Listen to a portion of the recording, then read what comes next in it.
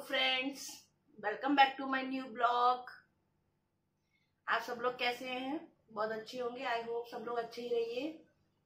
और आज मेरा जो ब्लॉग है ये है थर्सडे का, और थर्सडे इवनिंग का है। और अभी मैंने बस किचन क्लीनिंग किया है और अब मैं ग्रोसरी से जो सामान लेके आई थी ट्यूसडे को, तो उसको भर रही हूँ।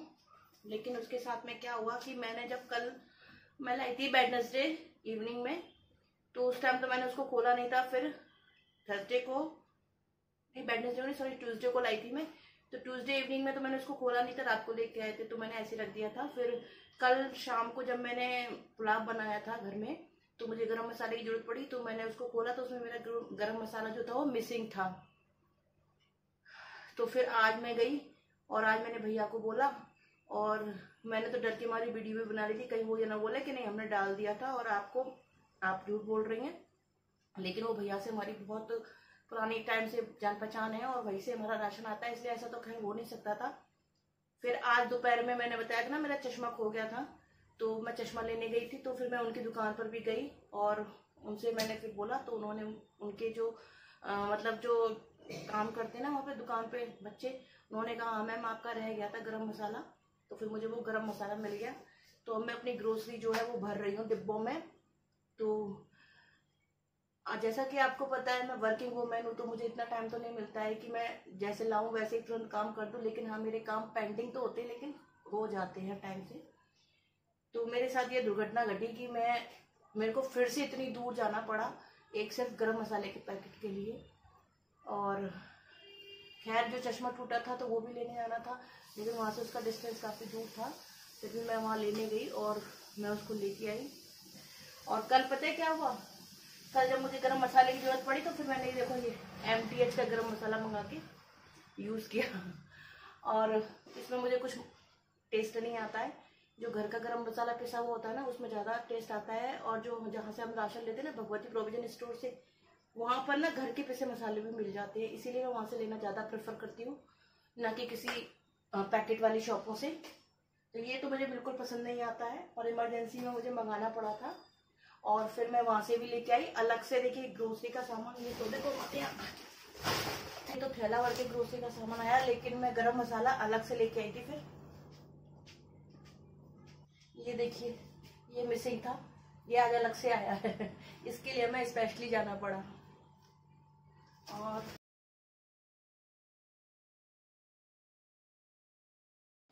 तो जो मैं ट्यूसडे को ग्रोसरी लाई थी और आज मेरा जो थर्सडे है, थर्सडे की इवनिंग को मैं इस ग्रोसरी को भर रही हूँ।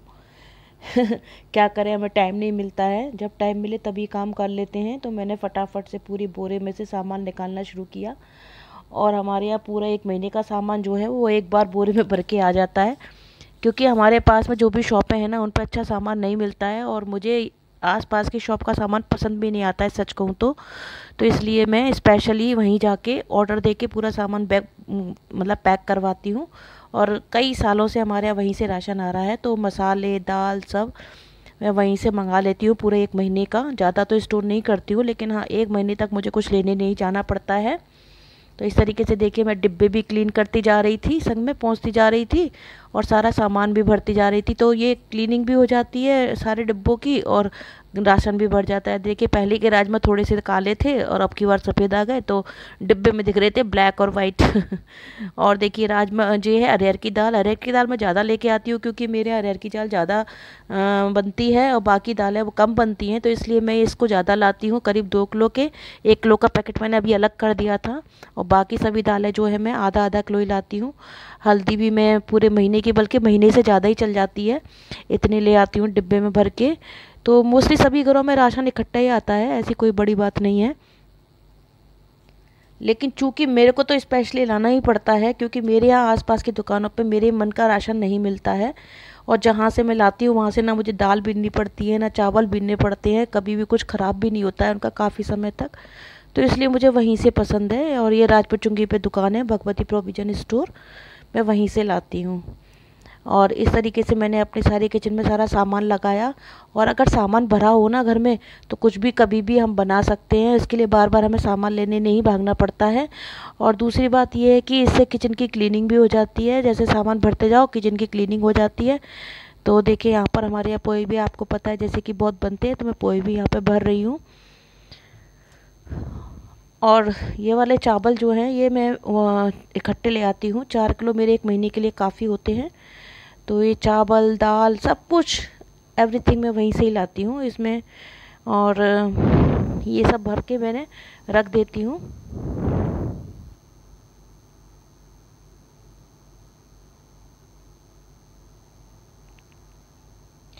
और जो मेरे नाश्ते के पैकेट होते हैं, जैसा कि आप लोगों को पता है मेरे यहाँ लोबिया, चने, मटर और साबुत मूंग बनती है ना, उसको तो मैं डिब्बे में रख देती हूँ। और जो सूजी बेसन वगैरह मंगाती हूँ ना, उसको मैं फ्रिज में रखती हूँ ताकि वो जल्दी ख़राब नहीं होते हैं। क्योंकि अगर उनको बाहर रखो तो उसमें जल्दी ख़राब हो जाते हैं, इसलिए मैं उनको फ्रिज में रखती हूँ।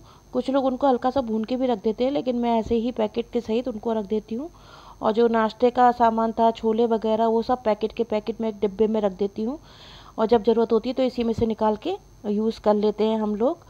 और यहाँ पर देखिए चाय की पत्ती, और ये जो जब मैंने डब्बा खोला था तो उसमें थोड़े से मेरे पोहे और निकल आए थे, तो वो भी मैं डब्बे में ही भर लेती हूँ। क्योंकि मेरे को पता नहीं था कि वो उसमें रखे हुए हैं, लेकिन मिल गए।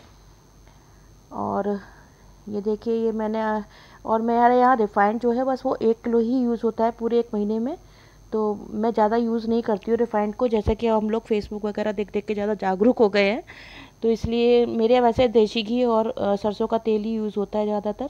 पर 1 किलो रिफ़ाइंड में मंगा लेती हूँ, कभी इमरजेंसी में कोई चीज़ के लिए ज़रूरत पड़ जाए। और ये चाय पत्ती जो है मेरे यहाँ टाटा की रेड लेबल यूज़ होती है, तो इसको भी मैं इसमें भर लेती हूँ।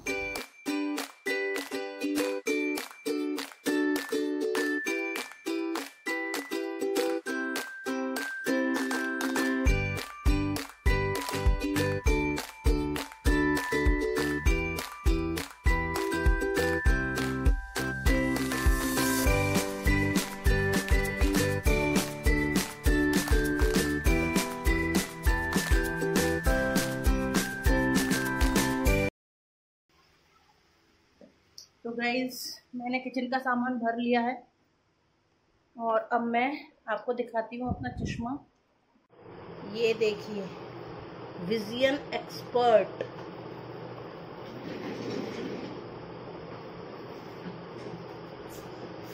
गर्मी बहुत है, बहुत गर्मी हो रही है भाई, पसीना आ गया मुझे ग्रोसरी भरते में। और देखिए ये है विजन एक्सपर्ट, और ये शॉप जो है ये अमर होटल के सामने है, केक एंड मोर के बगल में। देखिए अच्छा है ना बॉक्स। अब इसे खोलते हैं, ये और ये, वाह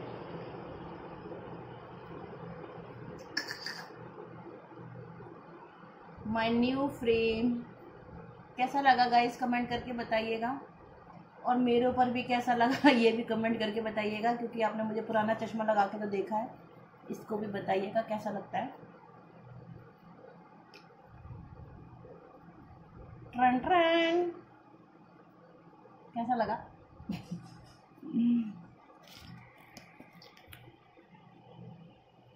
बताइएगा कैसा है, अच्छा है या खराब लग रहा है मेरे ऊपर। देखिए साइड से डबल कलर है, रेड ब्लैक।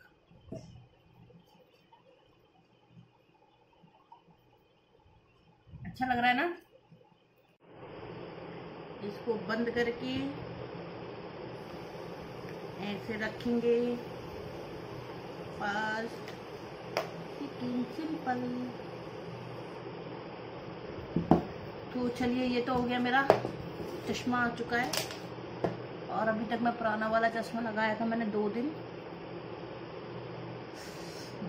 गाइस आगरे में बहुत गर्मी पड़ रही है, आपके यहाँ गर्मी पड़ रही है नहीं पड़ रही है? वैसे पड़ तो सब जगह रही है, मुझे नहीं पता इस टाइम। तो ना पता है अपना घर कहाँ होना चाहिए, हिल स्टेशन पे, वहाँ बहुत अच्छा लगता है। कहना चाहिए, कुछ अच्छी बातें भी करना चाहती हूँ। अच्छी बातें मतलब जो आपको अपने जीवन में सफल बनाती हैं, और जिन बातों को सोच ले अगर हम जब कभी हार रहे होते हैं तो उन बातों को हम सोच के और आगे बढ़ सकते हैं। जैसे कि अगर हम कोई सही काम करते हैं तो उसके रास्ते में हमें बहुत सारी कठिनाइयाँ आती हैं, और अगर समझ लीजिए जिस काम को करने में हमें कठिनाई आ रही हैं तो समझ लीजिए वो काम बिल्कुल हम सही कर रहे हैं, क्योंकि सही काम के रास्ते में ही कठिनाई आती है, गलत काम के रास्ते में कठिनाइयाँ नहीं आती है गाइस। तो ये संकेत होता है भगवान का कि आप सही रास्ते पे चल रहे हैं। बहुत लोग आपको बोलेंगे अरे ये काम सही नहीं है, इसे मत करिए, ये वो, लेकिन जब आप सफल हो जाते हैं तो वही लोग कहते हैं अरे तुमने बहुत अच्छा किया, तुमने बहुत अच्छा किया। तो इसलिए हमें लोगों की परवाह नहीं करनी चाहिए, लोग क्या बोलते हैं क्या नहीं बोलते हैं। बस हमें जो हमारा उद्देश्य है, जो हमें कुछ करना है और जिसे हम दिल से करना चाहते हैं, ऐसे नहीं किसी की मजबूरी में आके या किसी के दबाव में आके करना चाहते हैं, तो उस काम को करिए और आपका मन जो कहे वो काम करिए।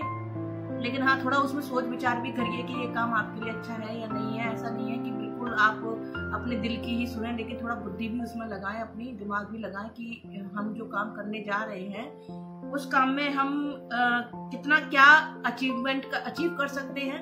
तो इसलिए थोड़ा सा दिमाग लगाइएगा, क्योंकि मैं तो यही कहूँगी कि अगर हम कोई काम करते हैं तो टांग खींचने वाले बहुत सारे लोग होते हैं, लेकिन हमें किसी की परवाह नहीं करनी चाहिए, क्योंकि सफल होंगे तो हम होंगे, असफल होंगे तो हम होंगे। इसलिए हम किसी दूसरे की क्यों सुने, ठीक है।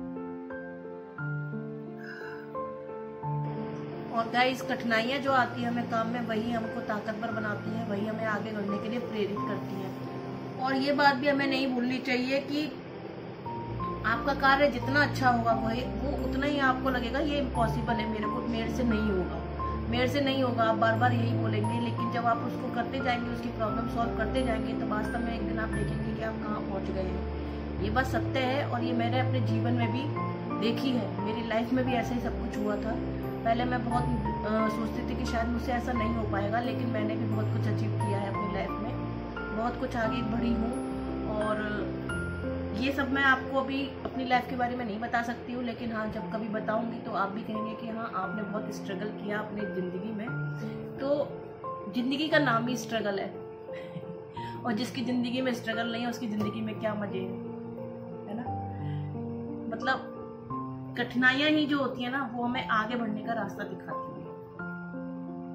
तो आज का मेरा गुरु मंत्र बस यही है कि अगर हमारे जीवन में कोई प्रॉब्लम आती है तो उसको सॉल्व करें, उसे घबराकर भागे नहीं, और अपनी उस कठिनाइयों का सामना करने के लिए दूसरों से सलाह लें, सब कुछ करें, लेकिन सोच विचार के अपने मन से ही काम करें और उसमें किसी की ना सुने, और बस अपनी फैमिली के लिए, अपने परिवार के लिए सोचें और आगे बढ़ें।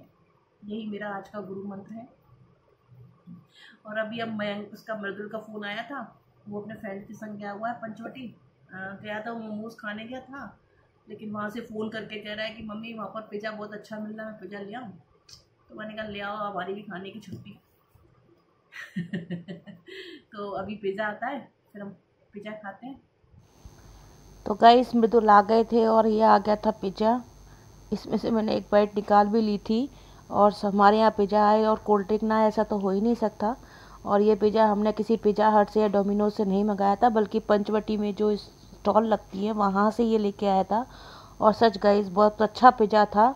100 रुपीज़ में इतना अच्छा पिज़्ज़ा मुझे लगा ये वाला, और जबकि हम कितना कॉस्टली पिज़्ज़ा मंगा के खाते हैं। तो आज मृदुल अपने फ्रेंड्स के संग गया था, तो उसने वहाँ टेस्ट किया, इसीलिए उसने मुझे वहाँ से फ़ोन किया था कि मम्मी मैं आपके लिए पिज़्ज़ा ले आऊँ, यहाँ का अच्छा पिज़्ज़ा है। तो देखिए, हम दोनों ने फिर बैठ के पिज़्ज़ा खाया। और गाइस, मेरा जो गुरु मंत्र था मैंने आज दे दिया आपको। ये अच्छा लगा आपको या गलत लगा, प्लीज़ कमेंट करके बताइएगा। और मेरा ब्लॉग अब यहीं समाप्त होता है। मेरे ब्लॉग को प्लीज़ लाइक कीजिएगा, शेयर कीजिएगा, सब्सक्राइब कीजिएगा, और गाइस प्लीज़ कमेंट ज़रूर कीजिएगा। Good night, keep healthy, stay blessed.